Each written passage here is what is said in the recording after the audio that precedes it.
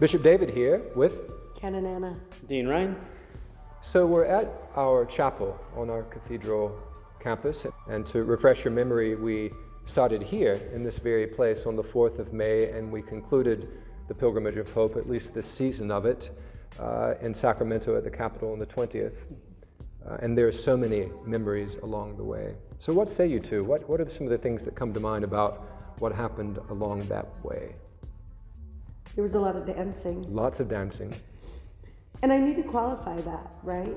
Because I know a lot of friends back home, hi friends back home, were concerned that we were dancing so much and having so much fun, right? But the intensity of the pilgrimage and the cause by which we were called to walk was so heavy that sometimes we had to have moments of laughter and dancing and silliness so that the weight of it wouldn't crush us, you know, and the weight of walking 12 straight miles down one road where we only saw the same almond trees over and over and over again wouldn't kind of make us a little bit silly, you know. So the dancing was both about relationship building in the team, which is really important, but it was also to keep our spirits up as we pondered and prayed the seriousness about this walk. Yeah. Mr. D? I think one thing that definitely stands out to me is just the hospitality that we received along every stop. And it's, you know, that image, you know, you have that image of Jesus opening his hands, welcoming people. And really that's what the host sites were. And they weren't just Episcopal communities. I mean, there are Roman Catholic brothers and sisters and the Lutheran communities and the Methodists. So it was really wonderful to see so many communities come together for this cause. And they didn't even know us. Indeed. They welcomed us as strangers, which is profound, very profound. Well, and think about the times, there was one place where we arrived, a Roman Catholic community, and they were actually expecting us the next day. Right, at Ruben's place. At Ruben's in Magda, and they had to, you know, remobilize and prepare so quickly, and they'd only volunteered to house us a couple of days before, and then they were in a new house. They'd only been in that house for about a week. Yeah.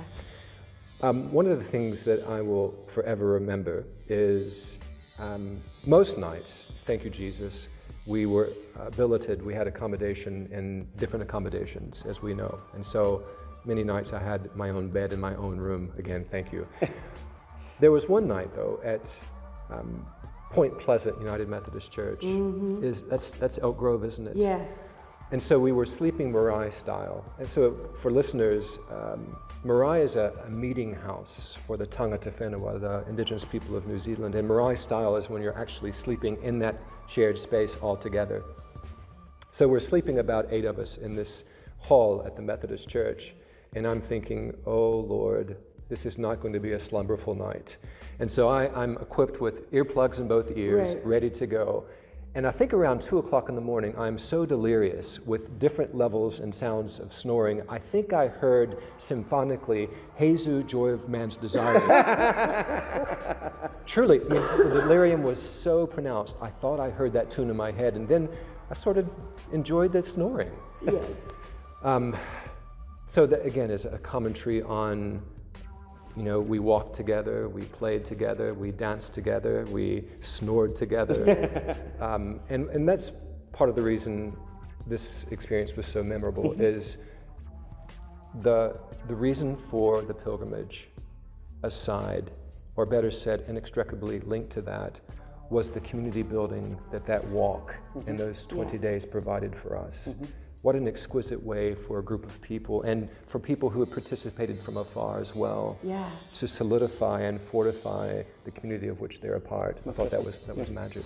Yeah, and I know for our friends back home who were following along on Facebook and you know, who would catch up with the daily stories from the road on our website and stuff, seeing them write in and say, we're praying for you, or we're cheering for you, or thank you for making this witness. Y'all made this happen. Yeah, absolutely. I mean, folks at home, you did this, because if we hadn't had that cheering squad back here helping to push us forward, there were a lot of times when I was like, you know, it's raining, and they're out there walking, and I'm sitting in this van, and I really could go for a cup of hot tea and putting my feet up, and I know they could too. But you're back home cheering us on, and we're going to do this. We're going to see it through. Yeah. And not only cheering on, so many people would share on their own pages the Yeah. posts that allowed them to connect the pilgrimage to people who have no connection with us in Or any way, San shape. And it was Joaquin, really, yeah. really amazing to see even some of those comments. They were just, I know. so it was being shared and continually shared. Yeah. Dare I say, it was groovy. That was groovy. Okay, you can put a pause on that. But I also want to talk about, and I think his name was Colton Mormon III. But he was one of those guys that was following us online. And so we're driving along, and Deacon Nelson and I are in the van waiting for the walkers to catch up. And we see this guy coming in the opposite direction. And he pulls over so that he's parallel with us, but on the other side of the road. Mm-hmm. And he rolls down the window and he goes, "I thought it was you guys." And we're like, uh-oh, you know? And he's like, "I've been following you, and I'm so excited. I can't believe you're here. Can I get out and take your picture?" And it was this moment of like, oh my gosh, people actually are paying attention, not to us per se, but to the cause. The cause, yeah. Right? And so I swung the van around real quick, and my favorite moment was when you high-fived him. And I know you probably didn't really understand what was happening, but for him, that was a really big deal because he got to participate in the pilgrimage in a completely unexpected way. Yeah. And so thank you so much, Colton, wherever you are.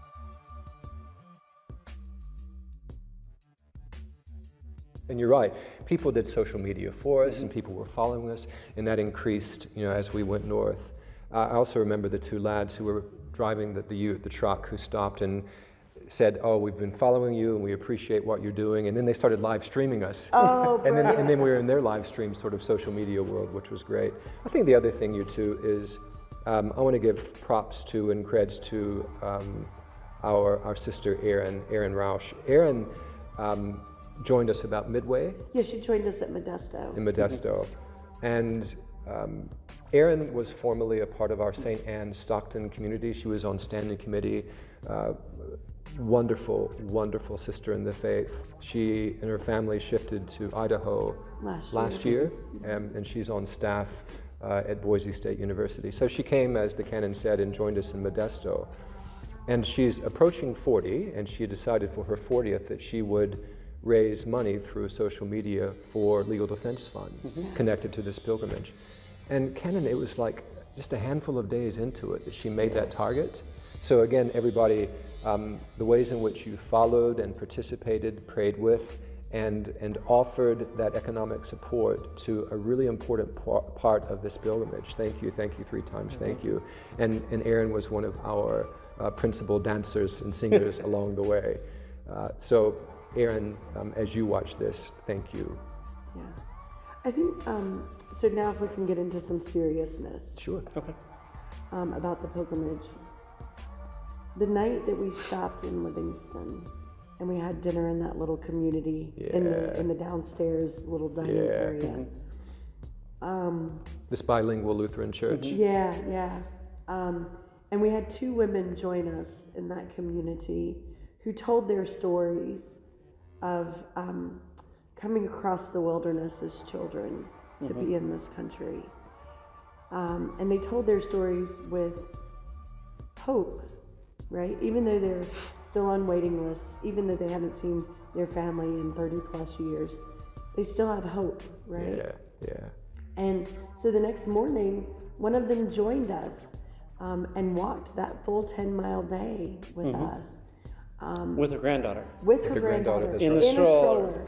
And so every time we hit a patch of road where the stroller could not go, instead of that becoming an impediment to her continuing the journey, everyone rallied and helped to carry the stroller. And how powerful a witness she was to us in not giving up just because you are faced with obstacles, right? That you just keep pushing forward and you rely on one another to carry you through those moments of challenge, right? I was so honored that we were blessed with her presence on that day. Yeah, definitely. That experience speaks. I think the tone shifted noticeably when we went to Livingston, but I had that opportunity. We walked with her for a while on farm roads that had basically no shoulders, and we're literally pushing the stroller in the southbound lane, and I had some time pushing the stroller. And then I fast forward to the last day of the pilgrimage, and I'm pushing another stroller, and I'm pushing my daughter's stroller on. And to me, those two connections together, and the experience of talking to her about her journey here, and not seeing her brother or her father for 30 years, and raising kids, and now raising her grandchildren, because it was her grandchild who was in there, and she was a pistol. She didn't. Oh, yeah. We kept trying to break her down where she wanted to be with us, but she was not giving us any. But it was really, really profound to have that experience that day walking, and then the walk with my own daughter, the last leg. And I would say overall, I think Livingston was one of those kind of watershed moments for the pilgrimage where it really shifted, because we also had the opportunity to meet with some of the migrant farm workers that day. And that, I think, really sunk in for people about this is why we're doing it. And I think that's where that mantra really came to be. We walk because they walk. Yeah. I mean, that really became the mantra of the pilgrimage. We built on that from there. And going back to the Livingston Day, I think you're both right. It was such a poignant day. And the grandmom pushing her granddaughter, I think it was a 13-mile day, and she pushed that stroller, which was a rather diminutive stroller, not meant for roads of that nature. Long haul, yeah. But she pushed her for, I think, 10 miles of the 13 miles of that day. And the other thing to say about that, and this speaks volumes about the person about whom we speak, 10 miles into it, she said to me, "Bishop, I don't think this is really safe now, and I think I'll get in the car." She was not only talking about her own safety and the safety of her granddaughter, she was talking about our safety. Yeah. That's really poignant. It was an important day. It was a very important day. The other thing I started thinking about, and you've heard me talk about it in some of our presentations if you were following along at home, there were two biblical stories that carried me through this pilgrimage. One from our Hebrew scriptures of Abraham and Sarah entertaining angels, right? And the angels come to give them profound news about the power of God, which is Sarah's going to have a baby, and they're going to go on to become our foremothers and forefathers in the faith. So we experienced really radical hospitality on this journey. We certainly did. And I am 150% convinced that we were the ones who were entertaining angels. Well said. That the people who received us into their homes were actually the ones telling us the good news.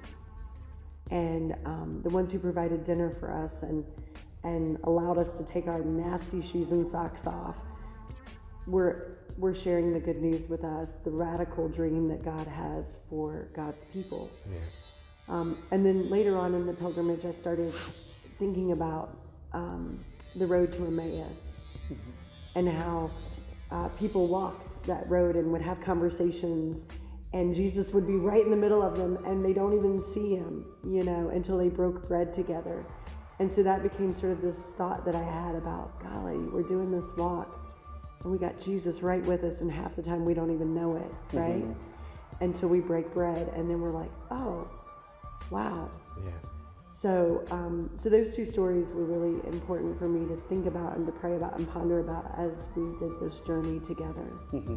I had a similar thing, and the image that kept coming to me was the woman at the well, and that sense of hospitality. And you talked about it, having Jesus right there. And one of the things I kept saying to my head, kind of over and over again, is looking at what are wells? They're a source of life, water, Right. and it was like, why can't we build more wells than walls? Yeah. Oh, And I kept saying that in my mind, is that image of, flattening the wall and just building wells where we would gather and meet Jesus at the wells to Right. be fed and to be nourished and to be, our thirst to be quenched. yeah. That's lovely.